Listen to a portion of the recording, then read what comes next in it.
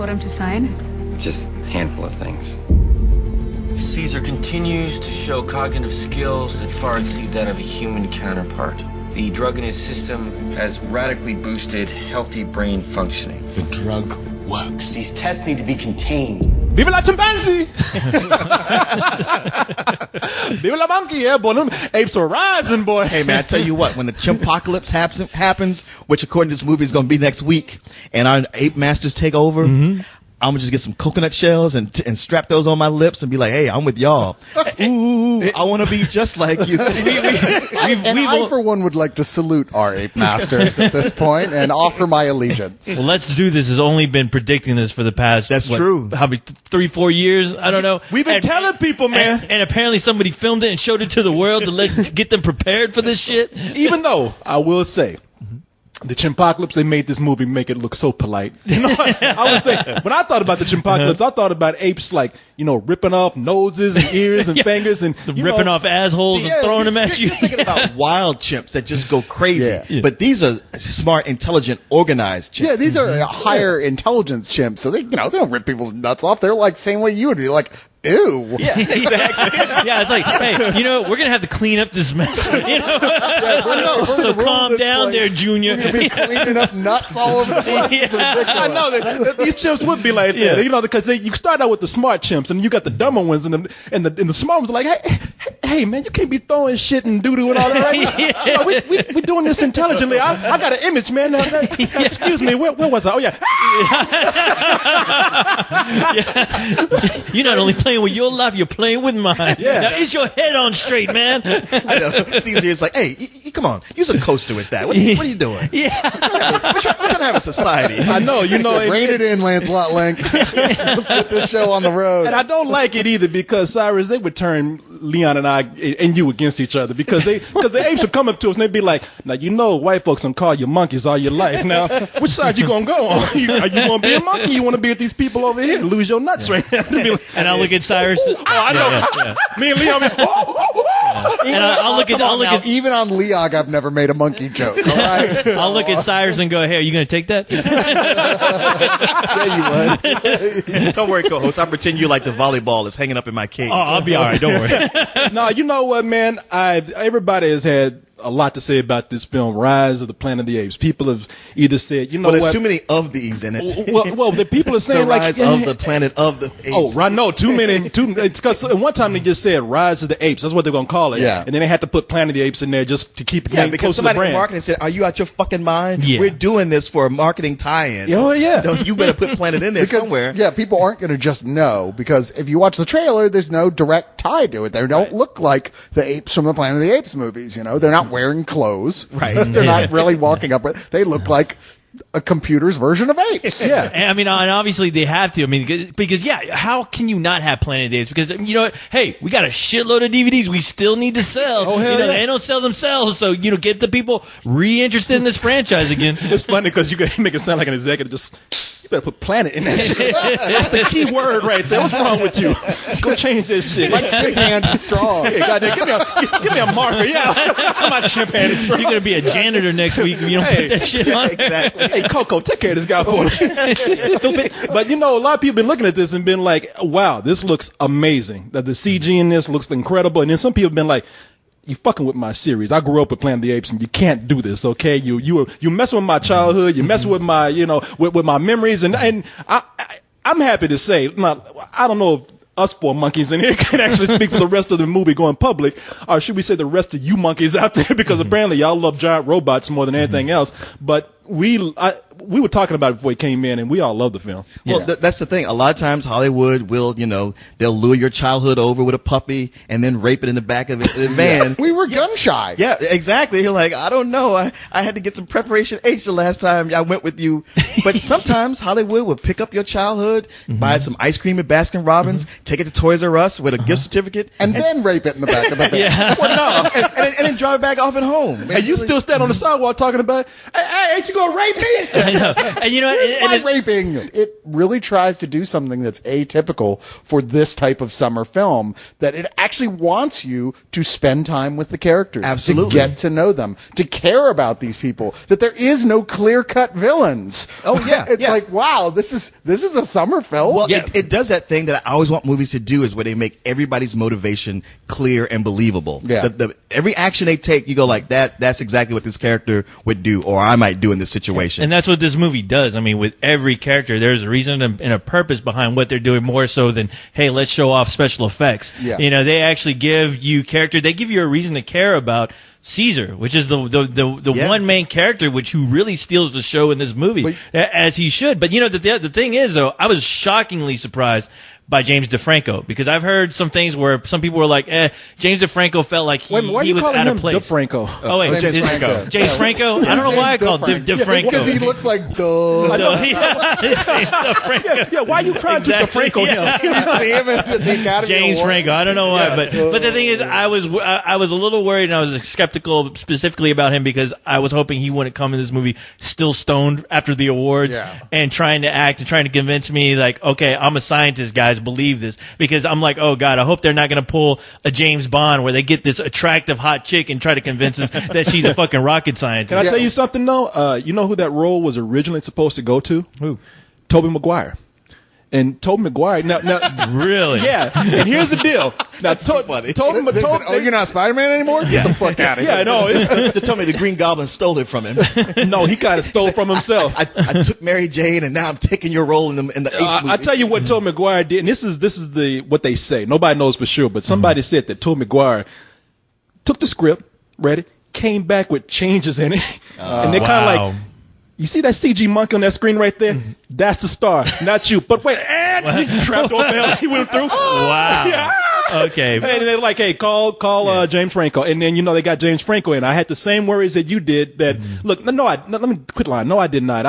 Because James Franco lately has proven himself to be a good actor. And I actually Certainly. I mean, Jesus Christ, 127 Well, hours. yeah, you look at that. He was amazing in that. But there have been some things where it just seemed like he was sort of only half there. Yeah. This is one of those movies where he showed up for work. Yeah. He really did. I mean, every actor really puts their all into it. You guys brought up Tim Burton's remake of Planet of the Apes. Yeah, we're not going to talk about that because it never happened. It was a dream that we had. Tim Burton. Well, hey, Well, something stop happened shaking. because I got raped that night when I saw that movie. Something happened to me. I'm not in denial. Hey, I don't know what happened because that must have been like a mass hallucination or something, because we all had that same bad dream. But this is a prequel to something. Well, it's just not that See, movie. that's the thing. Somebody looked at that movie and said, you know what? Okay, I see where they messed up. You cannot come in here and just jump in and do a straight remake of a classic film like Planet of the Apes. I mean, that movie has not only a classic story, but just iconic imagery in it, and you just can't do it. At least not right off the bat. And so someone had the smart idea of saying, all right, let's just do a prequel as to what happened. Now, I know there's going to be a lot of debate here about this, but after seeing what I saw in the film and reading about what the director intended here, I don't care what anybody says, this is not so much a prequel related to the series. This is a reboot. I mean, it can be. It can but be. I felt like they were really cautious to establish this being a prequel to the original film. And so many times during this, I mean, they're very specific about the ways that they are. But you know what? Not so much I mean, you're right, in some aspects of the original, but what I liked about it is that it actually took, which one of my favorite Planet of the Apes movies is Conquest of the Planet of the Apes. Yeah. Which it is where it kind actually, of a remake it of is that. about Caesar leading an uprising of the apes. You know, to Caesar's basically, the intelligent ape that pretty much says, Yes. God damn it, I've had enough. He did, yeah. And he sees how apes are being treated like second class citizens, pets. It's a reboot in the sense that that series, the sequels would have never happened to that point because, this is, like I said, basically Conquest of the Planet of the Apes, except things happen totally differently. But if you were just looking at the first Beyond Battle, the Planet of the Apes film, then yes, this could be a prequel to that. Okay, so Rupert Wyatt, who's the director here, who's probably the biggest film as The Escapist, has said, I myself would like people to look at this as kind of like Batman Begins. Yeah, sure. The start of a new series. So, Right. that's what they're trying to do here. Now, you're right. It's kind of, because this movie functions in two ways. It is sort of a reboot and it is sort of a remake, because that 1972 film you talk about, Conquest of the Planet of the Apes, pretty much is what we see here. Yeah. It's the fourth film in the series, and they decided to like, okay, we can take that, rework it, and make that the prequel to a brand new series here, and it works. And the way the story works, the way the story unfolds here is that you have James DeFranco. James Franco. Come on, man. He plays a scientist who is working on a medicine that will help cure Alzheimer's. I was about to say, I got Alzheimer's myself right now. No, Alzheimer's. And it's very close to him because his father, played by John Lithgow, has Alzheimer's. And he's in late stages. Yeah, and they can't, but he just wants to hurry this along, and they can't experiment on humans yet. So they start bringing in these chimpanzees. Turns out that this medicine works, and maybe iffy on people, but it works very well on chimpanzees, perhaps too well, because they make chimps smarter. And by the time we get the birth of Caesar in this movie, his mother has been experimenting with this medicine so much that it's just passed on to his genes. He's already an intelligent ape, noticing things that are pretty much good in James Franco, but the rest of the world is very cold and cruel, and you don't want a smart ape to have that kind of information. What's sad about it, what brings you into it, is like you see Caesar's life when he's little, and he's just Curious George. He's living it up, experimenting. Curious George gone horribly wrong. A monkey shines. The thing is, we're not even seeing the dark world. That's just it. It's like it's not so much later. Even as he's an adult, almost, he's like, "This is my best friend. This is my chimp." This is my bro. This is my chimp bro, and he's like, "All right, high five." But like, I love being your there's a pivotal moment because they take him out to the woods. He's got a little collar on. You got to have your chimp on a leash. But then this German Shepherd comes up and just barking at him. And he's looking at him like, "You fucking asshole dog, leave me alone." He's like, "Wait a minute, I have on a collar like him. Am I an asshole too?" Yeah. But specifically, am I a pet? Yeah, and that's that moment for him. It never occurred to him to think about, define his relationship. And his moments like that. Yeah. But there's like, and always in these sci-fi movies, like somebody starts out the fish out of water, they're happy, but then they interact with society and things go horribly wrong. I looked at it as it's the Edward Scissorhands moment. Well, it's another version of Frankenstein. Yeah, I mean, this is a creature that just doesn't understand the world, and the confines and safety of its own home, room, whatever. It's fine, but once it gets out to the public eye and sees, because it's not just a dog. Dog's messing with him. Yeah. The neighbor finds out about him, and the first impulse is to fight him. Kids are scared of him. It ain't too much longer before Curious George turns into Furious George. That's the thing. I mean, his life, like, almost overnight goes from Curious George to Shawshank Redemption. You could see his face, his facial expressions, where he is learning up. He's picking up on these things that how people are treating him, how he's being reacted to, and his feelings towards his actual family, which is James Franco and his father. Right. Those facial expressions are the key to this entire film working, in my opinion, because first off, it's a prequel, which has been established one of the hardest things to do successfully. Absolutely. Because your audience already knows how it ends. We already totally know where it's going, so why should we be interested? And it does it by making Caesar the most fascinating character in this whole film. Everything, you don't look at him and go, "Wow, that's a real chimpanzee," but you do go, "Wow, that is incredibly well realized Gollum level of CG gone on in this character." I thought it was better than I thought it was the best I've ever seen. It was really amazing. I totally bought into it. But you buy into it because you choose to. But if you saw a still, you'd never go, "Oh, that's a real monkey."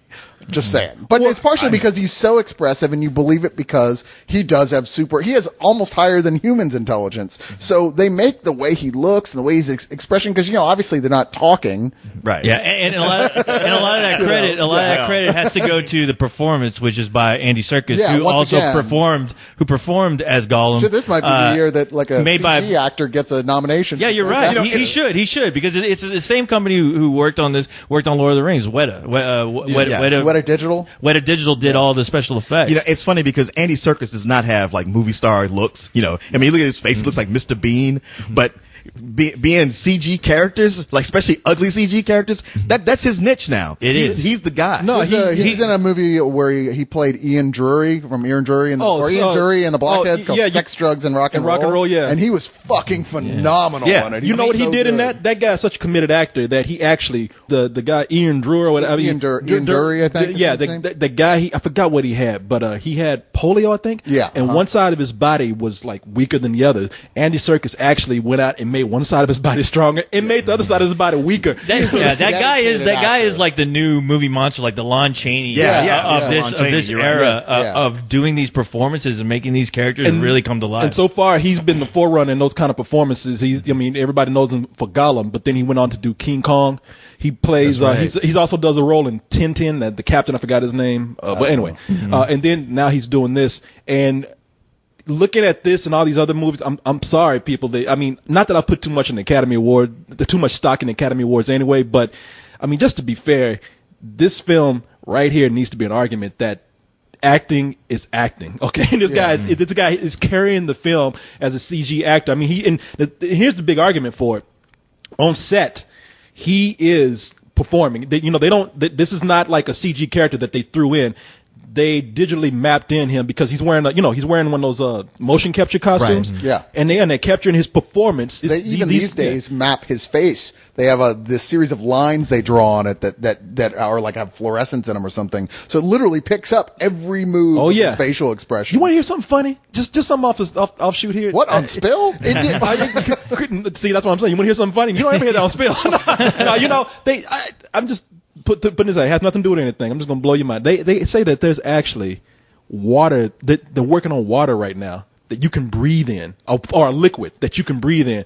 And before they did all this for a while, and I saw The Abyss. Come on, that's what but see, you think that's science fiction? And they were talking about, like, at one time, there's a guy right now who's working on a faster speed of internet, and he said he's actually kind of the I won't say inventor, but he's the one that's the pioneer of this motion capture stuff. And he said at one time we think about using this liquid that you can breathe in to do motion capture, and then somebody else came up and said, you can do it with makeup, man. Come on. Don't reinvent the wheel. You're overthinking this. Come on. You're doing the hard thing, man. You ain't got to impress everybody like that. And by the way, what do you mean water you can breathe in? That might have other uses. I'm just saying. That could come in handy at some point. That is true. You'd say that there's the pivotal moment is when he starts to look at the world, but I think the real pivotal moment is when Caesar gets taken to would you call it sanctuary? Our prison. That's what they called it. But it's Oz for chimps. For chimps, he gets taken to pretty much like a dog pound for chimps. The only thing he was missing was a Rita Hayworth poster. It's the Shawshank Redemption for chimps. It really is. Caesar, give me your hand. I can't wait to cross the border. I can't wait to see my human friend again. But the man with the yellow hat. I can't wait to see my friend. But no, after the inevitable bad encounter with the not so understanding or nice human being, for his own safety, Caesar is taken to an ape sanctuary run by Brian Cox and his asshole son, played by Tom Felton. And this is a very heartbreaking scene because not only do we have to witness Caesar being yanked away from the only loving family he's known all his life, but we also know that regardless of whatever he's experienced before, he is about to experience true human cruelty. He hasn't spent any time with other chimps. Oh, we're used to that. He'll be a little skittish at first, but we'll integrate him. You'll probably miss him more than he'll miss you. You'll be surprised how quickly they adapt. We provide a stimulating environment. He's going to thrive here. Caesar! It's gonna be okay. Everything's gonna be okay. You're gonna stay here now. No. We're not going home right now. In our experience, the longer you drag out the goodbyes, the harder it is. That's when you get to see the rise of Caesar. And you get to see him come to power and start to communicate with these chimps. And at one time, you're thinking like, okay, they got all these other chimps in the movie, and maybe not paying attention, maybe you are, but they use no real chimps or no real apes at all, no real animals except for maybe a horse and a dog, but no real apes were used in the movie.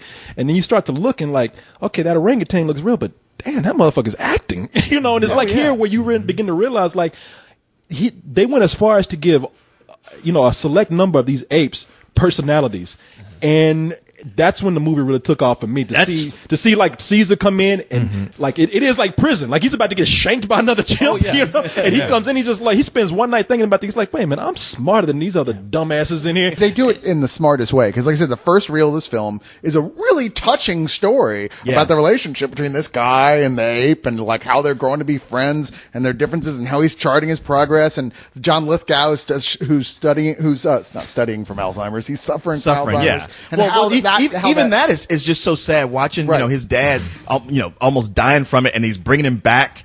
And then and then you get reel 2, which is the prison reel, where you start to see, okay, here's how he goes, you know what, humans are kind of dicks, and start to see really this is how this is all going to happen, because we know, as the prequel audience, we know what's going to happen. You got to sell it, and they totally do in that second reel. And then the third reel, which is what we've all been waiting for, is of course the motherfucking chimp apocalypse. Shit just goes down. Well, that's why I love shit rises. I mean, like this movie is a real, genuine sci-fi movie. I mean, it's just so rare to get those. You might get one a year. I was like, it made me think of like the best parts of Splice. And it's like, okay, man, I'm so glad they're just being intelligent about this, great acting and everything. But it's like they said, like, now, you did come here for a chimpocalypse, didn't you? I was like, well, I did, but I didn't think it was going to 5, 4, 3, 2, 1. and then Leon goes haywire. And then Leon screaming, "It's happening! I know. I'm watching it too. I see it right now. I'm scared too. All right." The movie literally goes ape shit. It does. It does. I mean, and you know what, man? I know.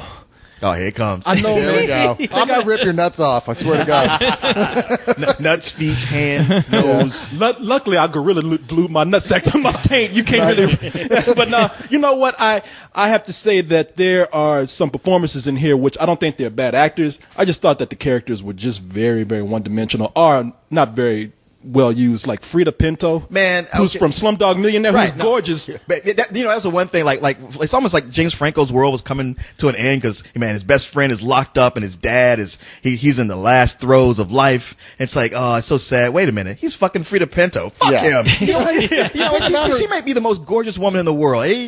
You're doing fine. She does serve one purpose as far as her character goes, and there's a very important moment where she goes, a sobering moment where she goes, look, I know they're cute and all, but fucking, you should be scared of apes. Yeah, exactly. But early on, and she's the first person to really, in the whole film, insinuate these things, if they wanted to, would be a huge menace. It's like, it's not all fun and games. Once again, she's playing the audience. She's playing the audience and going, thinking, you know what, this is a bad idea. It's almost Stop like you say, while you're ahead. I grew up in India where there's monkeys all over. It ain't nothing cute about it. Yeah, you know what? I just didn't think they did a lot with her except to like say a few lines. She's not a huge actress yet, so I could excuse that. But she can just stand there and I'm fine. Yeah, I was like, hey, you gave me something to look at least. But I don't think that character was well written. And then speaking of be just characters that were just too one dimensional.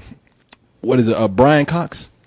Oh, but he's not even Brian Cox and Tom Felton, who, it's funny because Malfoy is just going to be an asshole no matter what. Malfoy is still playing himself Malfoy. I mean, actually, he came in with the robe and everything, being an asshole. I'm wrong earlier. I said there was no villain. He is the villain, but only for the middle reel. He was poking the apes with his stick. Yeah, it was almost like they took Malfoy, like he got kicked out of Hogwarts and had to work clean up shit at the had to clean up shit at the monkey house. And he was mad about it. Yeah, by the way, people, this is the sequel to Harry Potter. Yeah. This is what happened to Malfoy. Yeah, this is sort of a side story right here. Yeah. It's a spinoff of Rise of the Apes is a spinoff of Harry Potter. So if you want to see some more Harry Potter, Malfoy is featured in his own movie right now. It's funny because I was looking at it, I was like, man, this poor kid. When he started out, he was kind of the handsome rich kid at Hogwarts, but as he got older, man, he just got uglier. He's got wormy looking. It's like, man, there's no way you could have been the hero. Perfect casting. But his look is perfect for this movie because he is a slimy character. But I just thought, Brian Cox and that guy, and Tom Felton, they're just there to be, just straight up assholes. Yeah, but that is really important. Somebody had to do that. That's true. Because otherwise you're never going to buy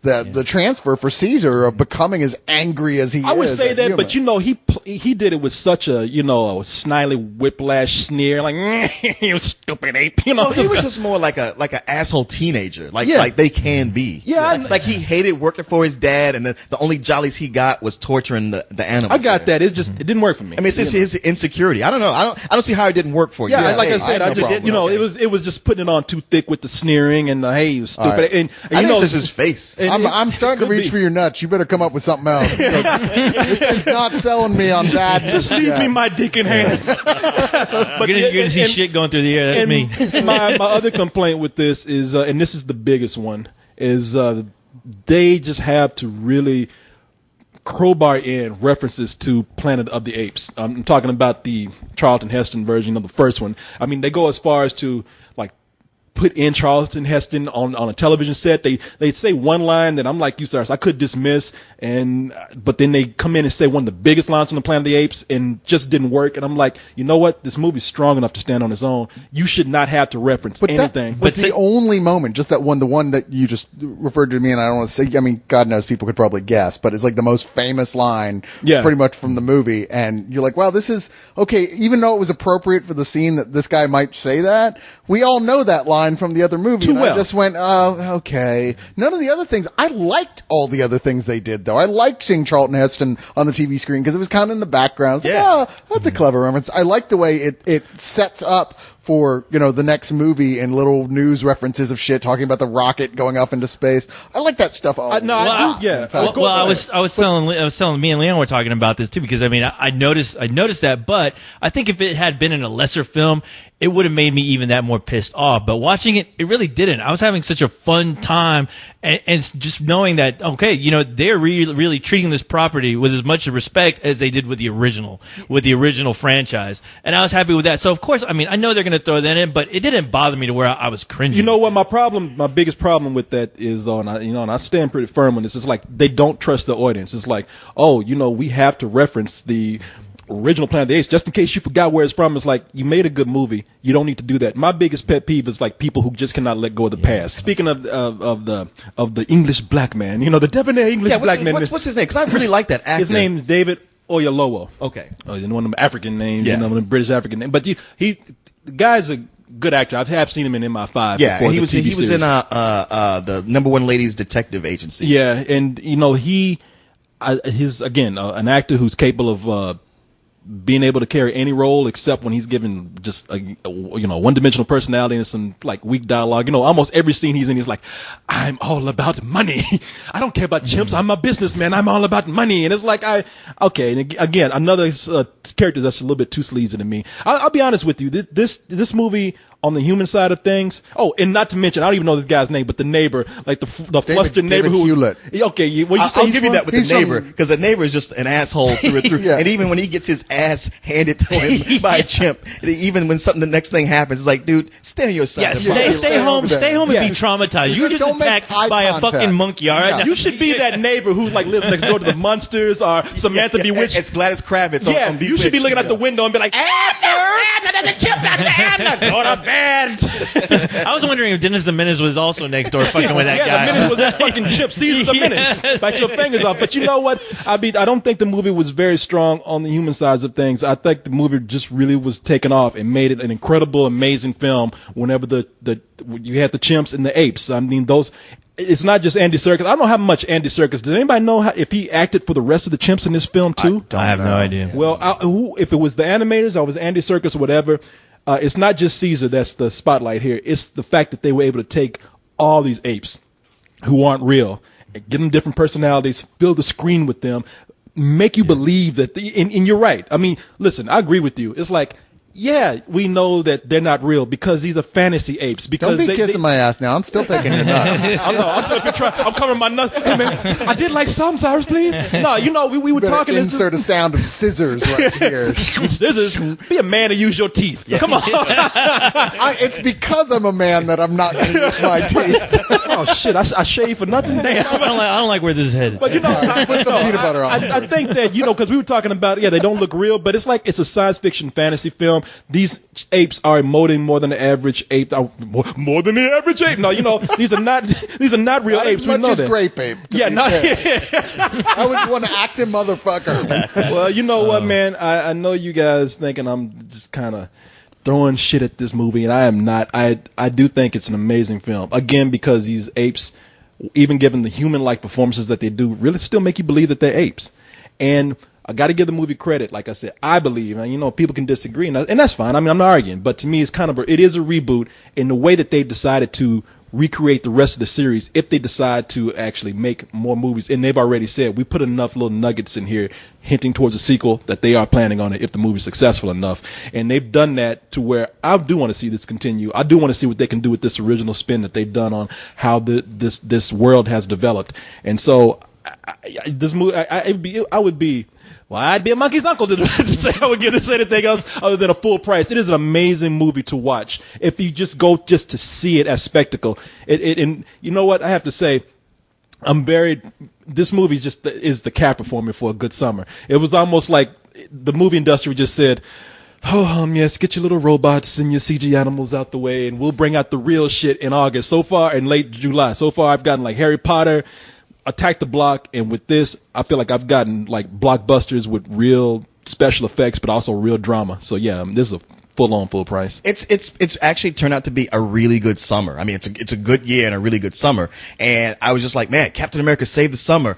And then Cowboys and Aliens just like made it go back out with a weapon. I was like, God damn it! What the hell? But the apes came in to save the day.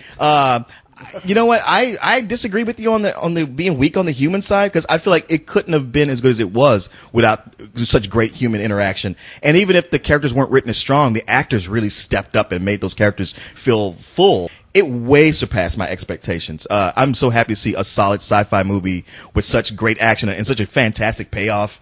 And yeah, a whole new series of Planet of the Apes movies, go for it. I give it a very high, enthusiastic full price. Amen, brother. I agree with every word you just said, and that's so rare that I'm like, there's nothing, but I don't totally agree. No, I don't agree with everything you just said, Leon. You're absolutely right. I was the one talking shit about the trailer, because taken out of context, I go, why didn't they just have the guys in like practical makeup? But you can't, because like I said, so much about this is in the delicacies of the way that Caesar expresses himself with his facial expressions that you just could not have pulled off with practical. There's no way. And the CG is certainly about as good as it's ever been for this sort of thing. Wow, it is a high full price. I really hope everyone goes out and actually sees this in the theater. Yeah. Well, I mean, you said it, Leon. You fucking said it. I mean, I don't know what else to add to that. Besides, I agree. I completely agree with you. The human side is definitely there, and I really got attached to James DeFranco and John Lithgow. And I mean, DeFranking him. Did I just do it? Did I do it again? Where's that coming from? I don't know where that's fucking coming from, but you know what? There used to be a musical group called the DeFranco Family. That's it. Isn't there a team? No, I don't know. No, I'm fucking with you. No, but James Franco and John Lithgow. I mean, the relationship between those two was great, especially throwing in Caesar. It's heartbreaking. I mean, it was. I mean, it really was, and you really do feel that. And I have to applaud James Franco, because I was really about everything about this film. I was really mainly concerned about him. I didn't know if he would just phone it in, and he didn't. And as far as the effects, incredible. Andy Serkis, I applaud you. You did your fucking job, and I really do hope that this becomes part of a big franchise for you, because you deserve it. I mean, I can only imagine after the end of this movie, I am fucking dying to see the next Planet of the Apes film. If it's done by the same people, I can only hope they look at this director who I've never really heard of, and I hope they treat him with as much respect as Warner Brothers treats fucking Christopher Nolan, because he did an exceptional job. I'm going to give this a better than sex, only because surprising. I want to see it 2 more times. I really do, and I want to see it 2 more times this weekend. Corey, you might as well just change your view to some old bullshit, because the fans are going to react as if you No, did. they're not, because You gave it the lowest review out of all of us. They're going to love it. They're going to go, fuck you, Corey. Why don't you don't even know what a good movie is. You're like, hey, I gave it a full price. Well, just a full not price. full enough. Let them bring it. By the way, I will agree with you that James Franco and John Lithgow, and I'll throw another human element in there, Andy Serkis, are the heart of this film. James Franco and John Lithgow, they earn as much credit as Andy Serkis for being able to carry this movie and being able to interact with him. That's great, Corey. Save your ass while you can. You know what? You know what? Let them bring it. I'll be on top of the Empire State Building. You know what happens then? You get shot down. You're right about that. It was a regular full price that killed the beast. Caesar!